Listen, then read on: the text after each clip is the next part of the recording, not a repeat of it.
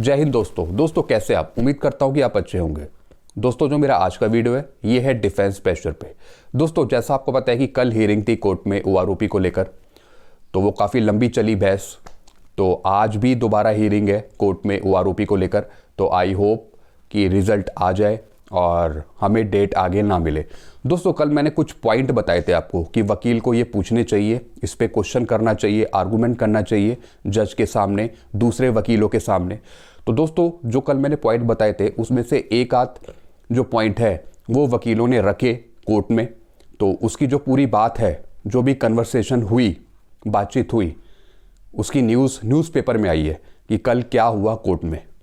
तो दोस्तों ये मैं आपको बताऊंगा लैपटॉप में कि क्या क्या पॉइंट रखे हमारे वकील ने। तो चलिए मैं आपको समझाता हूँ लैपटॉप में। आइए दोस्तों, मैं लैपटॉप की तरफ आ गया हूँ। तो क्या क्वेश्चन रखे वकील ने हमारे कोर्ट के सामने, ये मैं आपको बता रहा हूँ। तो ओआरओपी सुप्रीम कोर्ट का सवाल, क्या पेंशन में स्वतः वृद्धि के फैसले से पीछे हट गई है केंद्र सरकार। सुप्रीम कोर्ट ने भी ये सवाल पूछा है कि क्या पेंशन में स्वतः वृद्धि के फैसले से पीछे हट गई है केंद्र सरकार। जैसा आपको पता है कि केंद्र सरकार की तरफ से जो ओआरओपी थी वो पेंडिंग में थी 2019 से। तो ये सवाल सुप्रीम कोर्ट ने भी पूछा है। आगे चलते हैं और क्या क्या पूछा है, ध्यान से समझते रहिए दोस्तों। सुप्रीम कोर्ट ने मंगलवार को केंद्र से सवाल किया कि सशस्त्र बलों में one rank one pension OROP पर सैद्धांतिक रूप से सहमत होने के बाद क्या वह पेंशन में स्वतः वृद्धि के अपने फैसले से पीछे हट गया है। जैसा आपको पता है कि केंद्र सरकार की तरफ से ये पेंडिंग था ओआरओपी का केस। तो ये सवाल सुप्रीम कोर्ट ने भी पूछा कि वो रिवाइज करना नहीं चाहता क्या।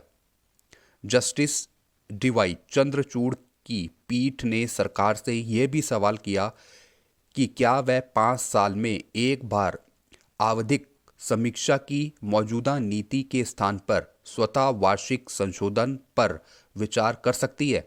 पीठ ने यह सवाल केंद्र की ओर से पेश अतिरिक्त सॉलिसिटर जनरल एन वेंकटरमण से किए।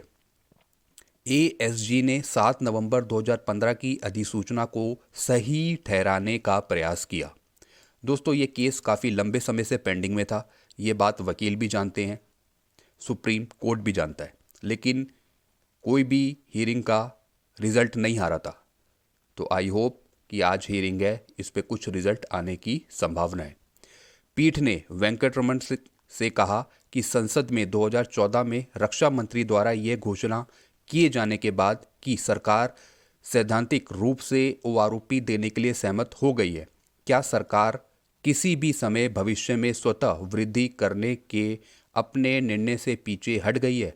ये सवाल पूछा है सुप्रीम कोर्ट के द्वारा। जो हमारे वकील हैं उन्होंने केंद्र से पूछा है कि ओआरओपी रिवाइज क्यों नहीं हुई, क्या सरकार पीछे हट गई है ओआरओपी को लेकर। आगे चलते हैं दोस्तों, और क्या कहा। याचिकाकर्ता भारतीय भूतपूर्व सैनिक आंदोलन ने 7 नवंबर 2015 के फैसले को चुनौती दी है। इसमें दलील दी कि यह फैसला मनमाना और दुर्भावनापूर्ण है क्योंकि यह वर्ग के भीतर वर्ग बनाता है और प्रभावी रूप से एक रैंक को अलग अलग पेंशन देता है। दोस्तों जैसे मैंने आपको कल एक बात बताई थी और पहले वीडियो में भी बताता आया हूँ कि कल जो मैंने पॉइंट उठाए थे कि एक रैंक को अलग अलग जो पेंशन, 3 टाइप की जो पेंशन मिल रही है उसका जिक्र यहाँ पे उठा है। आप यहाँ पे देख रहे हैं क्या लिखा है, इसमें दलील दी है कि यह फैसला मनमाना और दुर्भावनापूर्ण है क्योंकि यह वर्ग के भीतर वर्ग बनाता है और प्रभावी रूप से एक रैंक को अलग अलग पेंशन देता है। तो इस पर भी चर्चा हुई है। देखते हैं कि जो हमें नेक्स्ट ओआरओपी मिलेगी उसमें इस समस्या को सुलझाते हैं या नहीं सुलझाते।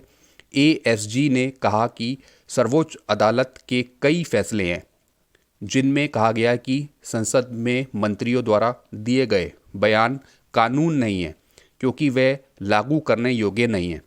जहाँ तक पेंशन में भविष्य में स्वतः वृद्धि का संबंध है, यह किसी भी प्रकार की सेवा में समझ से परे है।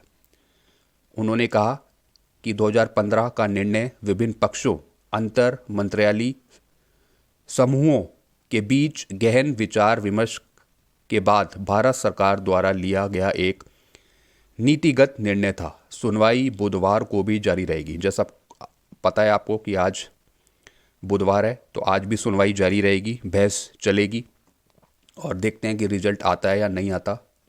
तो दोस्तों, जैसा मैंने आपको बताया कि एक क्वेश्चन यहाँ पे फिर पूछा गया, जैसा कि आप यहाँ पे देख रहे हैं कि एक रैंक को अलग अलग पेंशन देता है, यानी रैंक एक है लेकिन अलग अलग पेंशन मिल रही है 3 टाइप की।